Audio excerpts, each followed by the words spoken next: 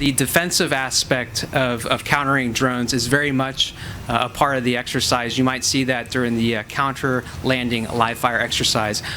Ipinaliwanag ng mga tagapagsalita ng Joint Military Exercise Balikatan 41-2026 na kabilang sa mga isasagawang pagsasanay ang pagdepensa laban sa mga banta mula sa drones. Isang uri ng makabagong armas na karaniwang gamit sa mga modernong digmaan. Sabi ni Colonel Robert Band, tagapagsalita ng Exercise Balikatan 41-2026 para sa Estados Unidos, isa sa mga pangunahing focus ng pagsasanay ay ang depensa laban sa mga banta ng drone.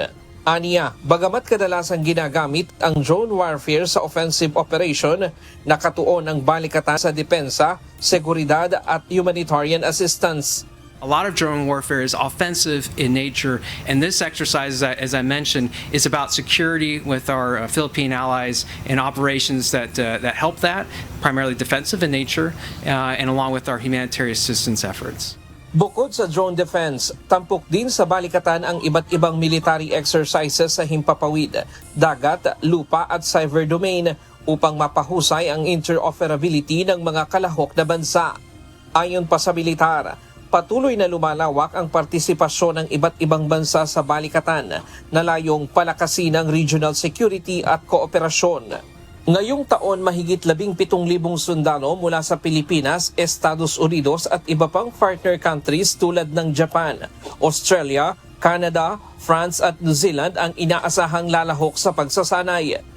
Samantala, nilinaw ng Armed Forces of the Philippines na ang paglahok sa balikatan exercises ay may matibay na legal na basihan at hindi nauugnay sa anumang geopolitical rivalry sa rehiyon. Ang balikatan ay military exercise ng Pilipinas at Estados Unidos na isinasagawa sa ilalim ng mga umiiral na bilateral defense agreements.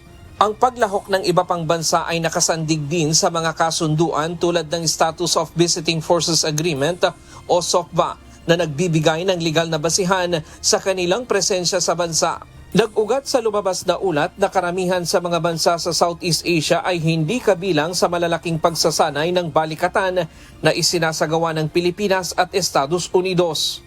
Paliwanag ng AFP, wala pang ASEAN member state na may kaparehong SOFVA o Defense Treaty sa Pilipinas.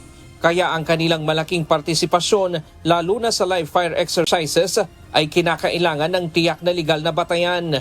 Gayunman, patuloy naman anyang nakikilahok sa balikatan exercise ang mga bansa sa ASEAN bilang observers sa pamamagitan ng International Observers Program kung saan 18 bansa ang dadalo ngayong taon.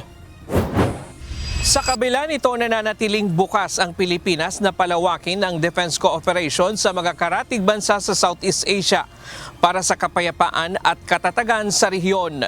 Ryan Lacanlale, UNTV News and Rescue. Diyos ang aming sandigan, serbisyo publiko ang aming pinahahalagahan.